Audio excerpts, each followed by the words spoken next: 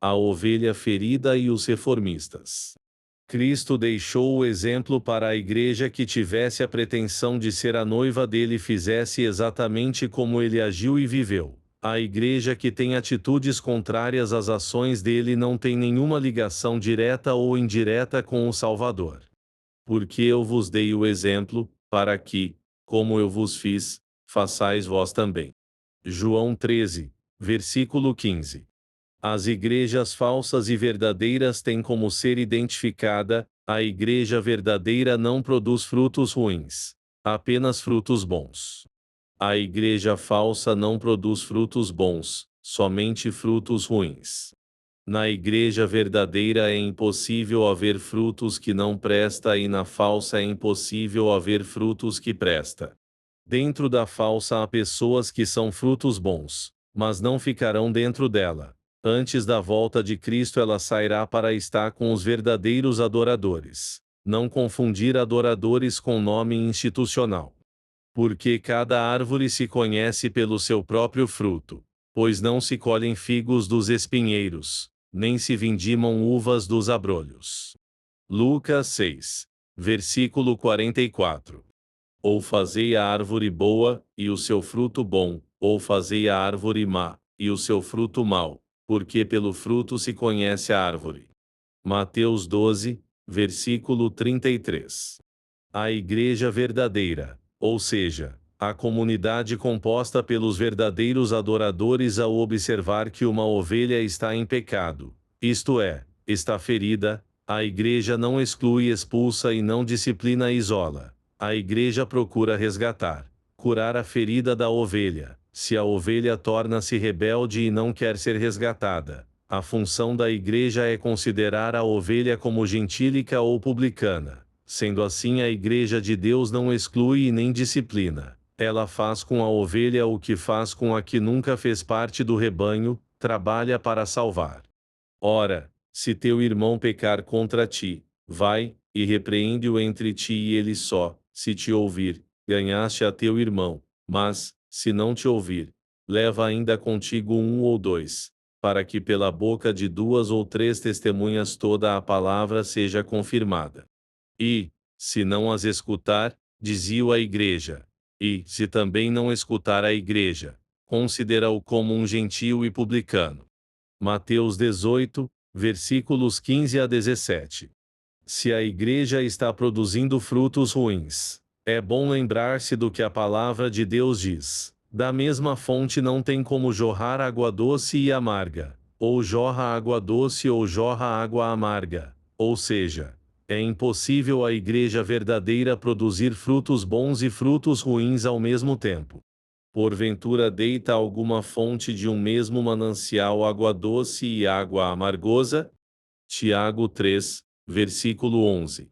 Para ilustrar bem a relação do ministério de Cristo e o ministério da Igreja Adventistas do Sétimo Dia Movimento de Reforma, vou deixar alguns exemplos para que você possa honestamente conhecer os frutos produzidos por esta denominação em massa por mentes desavisadas. Eu tinha um amigo que já faleceu. Quando nos conhecemos eu ainda era criança. Na época ele era apenas obreiro assalariado e com o passar do tempo ele foi ordenado ao ministério como pastor, função que ele desempenhou por vários anos de forma honesta e íntegra. Anos mais tarde ele cometeu um erro grave e ele perdeu as credenciais de pastor e ao mesmo tempo foi excluído, ou seja, expulso como membro da referida igreja. Em vez desta igreja trabalhar pela inclusão e salvação desta ovelha, que segundo a igreja havia cometido um dos piores pecados, a ação da igreja foi excluí-lo do ministério. Até aqui é justificável a ação da igreja. 2. Excluir da irmandade. Esta ação é antibíblica e constitui em produção de fruto que não presta. 3. Um pastor, nesta cidade de Imperatriz Maranhão, subiu no púlpito da igreja, contou a história sobre o ex-pastor e terminou dizendo: irmãos, não é nem para orar por este indivíduo. A atitude deste pastor com a conivência da igreja é simplesmente diabólica. Isto é produzir frutos que não presta.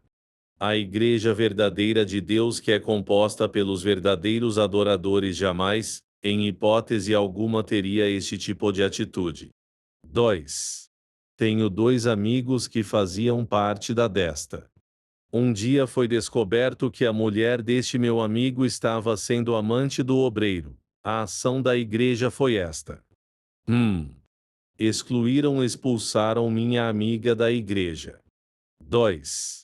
O obreiro apenas mudaram de campo, ou seja, a mulher foi expulsa da igreja por ter cometido um grave pecado e o obreiro que praticou o mesmo pecado com ela foi apenas transferido de um campo missionário para outro. Esta atitude nos leva ao tempo de Cristo. Vários homens adulteraram com uma mulher e depois os mesmos a levaram para Cristo condená-la à morte. A Igreja de Cristo, que é composta por verdadeiros adoradores, jamais, em hipótese alguma, usaria 2 pesos e 2 medidas. Isto é produção de frutos que não presta. A Igreja verdadeira de Deus, que é composta pelos verdadeiros adoradores, jamais, em hipótese alguma, teria esta atitude diabólica. 3. Tenho um amigo que fazia parte desta igreja e um dia foi descoberto que ele havia cometido um pecado que, sob o olhar da igreja, é gravíssimo. Reuniram a comissão os juízes e, depois de muita discussão, o pastor tomou a palavra e disse: Irmãos, o fulano é uma pessoa que dá muito dízimo na igreja. Portanto, ele não será excluído do rol de membros. Fica subentendido, se o cara fosse um 0 à esquerda que não desse lucro para a igreja, ele teria sido expulso do rol de membros. A igreja verdadeira de Deus, que é composta pelos verdadeiros adoradores, jamais, em hipótese alguma, teria esta atitude diabólica. 4. Conheci 2 pessoas que estavam noivos e eles moravam distantes um do outro. No dia do casamento foi uma mega festa e vieram reformistas de várias cidades para prestigiarem o evento.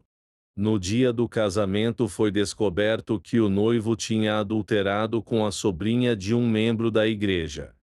Foi reunida a comissão juízes e, depois de muita discussão, o pastor conhecido meu tomou a palavra e disse: Irmãos, a noiva veio de longe para casar e não podemos decepcioná-la. Quem tocar neste assunto a partir de hoje é que será disciplinado. A igreja simplesmente ocultou o adultério como coisa normal. Caso fosse na igreja adventista do 7º dia, até hoje eles estariam condenando os adventistas, mas como foi na adventista do 7º dia, movimento de reforma, tudo pode acontecer sem nenhum problema. A igreja verdadeira de Deus, que é composta pelos verdadeiros adoradores, jamais, em hipótese alguma, teria esta atitude diabólica. 5. Certo dia meu pai estava viajando e nós fomos com minha mãe para a igreja no sábado pela manhã. Uma irmã havia perdido uma pequena bolsa no pátio da igreja e minha irmã achou e ficou brincando com a referida bolsa. Na hora do culto, o obreiro no púlpito da igreja disse: Irmãos, tenham cuidado com a filha do irmão X, porque ela roubou a bolsa da irmã Y. Na verdade, minha irmã não roubou nada. Meu pai chega ao domingo meio-dia e minha mãe conta a ele o que havia ocorrido. Ele nem almoçou e foi direto à casa pastoral da Igreja Adventista da Reforma para falar com o obreiro. O meu pai, ao confrontar o obreiro, afirmou: Irmão X, ela tem pai. Se ela fez algo de errado, o teu papel como pastor era me comunicar que eu teria tomado providências e não fazer eu passar uma vergonha dessa. E a partir de hoje estes pés nunca mais cruzará o batente de tua igreja. Como meu pai era um homem de palavra, ele nunca mais pisou na Igreja da Reforma. Morreu sendo membro da Igreja Adventista. Para os reformistas, ele está perdido por não ter morrido sendo reformista. Se eu afirmar que não recebemos visitas dos reformistas para voltarmos para a igreja, estarei mentindo. Lembro bem da última visita que recebemos de 2 colportores reformistas e como meus pais se negaram a voltar para a igreja. Os reformistas saíram de costas de dentro de nossa casa e quando chegaram na porta apontaram o dedo e disseram para minha mãe: "Vocês são uns insetos." A igreja verdadeira de Deus, que é composta pelos verdadeiros adoradores, jamais, em hipótese alguma, teria esta atitude diabólica. 6. Tenho um amigo que nasceu, cresceu e viveu por décadas na Igreja Adventista do Sétimo Dia Movimento de Reforma. O que vou relatar aconteceu no período de 2 anos. Sua mãe tinha diabetes fora de controle, um parente dela metido a naturista. Isso é muito normal, dezenas de pessoas nesta igreja se autodenominarem de naturistas, somente por ter lido os livros de saúde de Ellen White. Ele ensinou que ela deveria tomar todos os dias suco de laranja e de cenoura. Estes sucos praticamente matou a mãe dele, pois é veneno este tipo de suco para quem tem diabetes. Neste mesmo período, o pai dele e seu irmão foram assassinados. Esse meu amigo entrou em um estado psicológico muito delicado. Ele não conseguia mais produzir, pois não tinha condições psicológicas para isso. O pastor desta igreja o chamou na casa pastoral. Ele foi pensando que teria ajuda e apoio da igreja. O então pastor falou para ele: "Fulano, a partir desta data você está excluído como membro da igreja, porque você não está mais devolvendo o dízimo." No culto seguinte, esse mesmo pastor, no púlpito da igreja, falou: "Irmãos, se um dia o fulano voltar para a igreja e pedir o rebatismo, nenhum de vocês devem levantar a mão apoiando." A igreja, que deveria dar apoio moral, psicológico, espiritual e financeiro para a ovelha ferida, foi expulsar ela do convívio espiritual do rebanho. Os espíritas deram apoio moral, psicológico, espiritual e financeiro para ele, abrindo as portas para que ele tivesse trabalho digno e desta forma se manter, ou seja, quem deveria estender a mão e ajudá-lo foi covardia com ele. Atualmente ele frequenta o espiritismo, e a mesma igreja que virou as costas para ele de forma covarde e o expulsou, simplesmente porque não estava mais pagando o dízimo, pois não tinha renda por causa das situações em que ele se encontrava. Esta mesma igreja que fez covardia com ele, atualmente esta igreja o julga e o condena por estar com quem demonstrou amor de verdade para ele. As Sagradas Escrituras afirmam: "Aquele que não ama não conhece a Deus, porque Deus é amor." 1 João 4, versículo 8. Esta passagem afirma que quem ama é nascido de Deus e conhece a Deus. Deus manifestou o seu amor enviando o seu Filho unigênito ao mundo. Fica o questionamento: neste caso, quem demonstrou amor na prática foi a Igreja Adventista da Reforma, condenando e as abandonando à própria sorte uma ovelha ferida, ou foram os espíritas que a socorreram?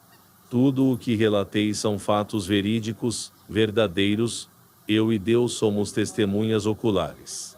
Citei alguns exemplos para os que são honestos espiritualmente. Fiquem em alertas, porque estão se alimentando de frutos podres de igrejas que não amam o próximo.